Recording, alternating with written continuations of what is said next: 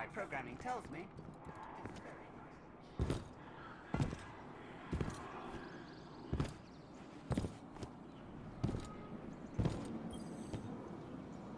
A hollow man, leading others to die.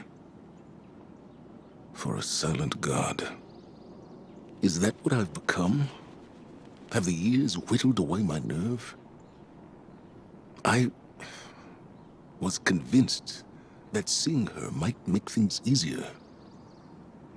That her absence cuts deeper than her presence. But they are equally sharp. Safiyah. She wants me to speak her name. To confide my feelings in you.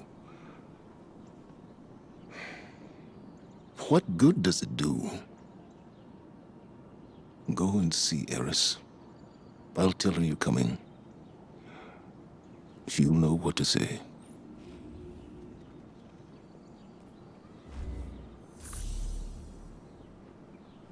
Be the one who moves, not the one who is moved.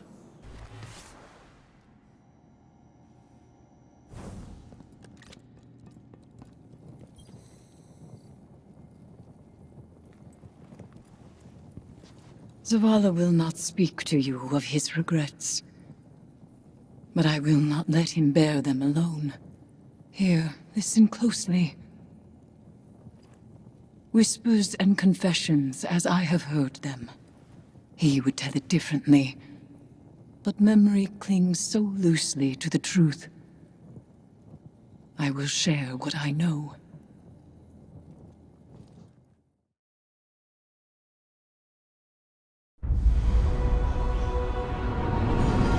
Before the Vanguard, before the city, there was a woman.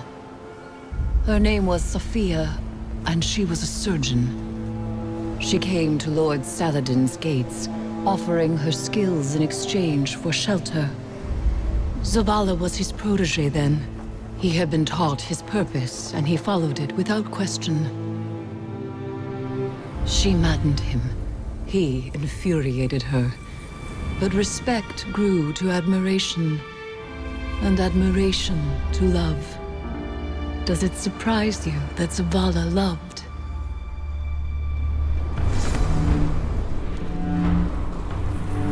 She was meticulous and gentle, strong-willed, stubborn, fearless. It began with an infant, orphaned in a fallen raid. Saladin had taught Zavala duty, war, and the light.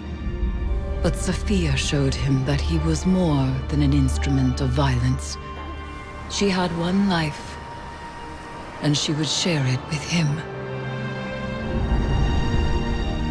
They called the boy Hakim.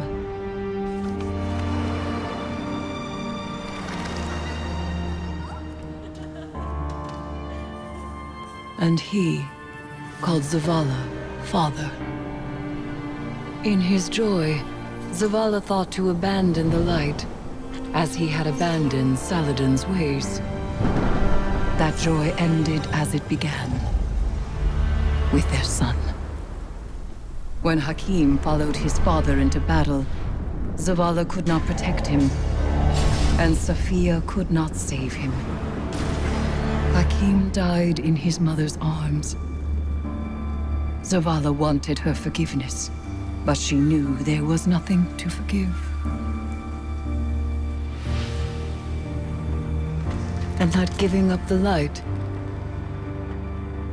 would be no absolution for him. They returned to the lives they once led.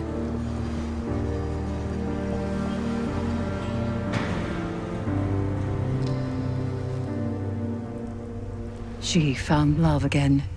She had a daughter. And when Safiyah passed, he asked her to forgive him.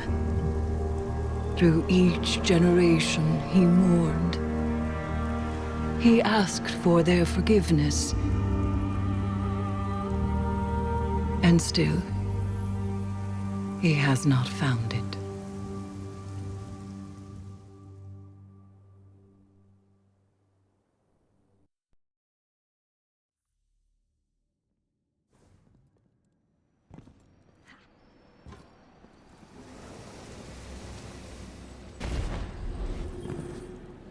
Zavala's wounds run deeper than he allows us to see.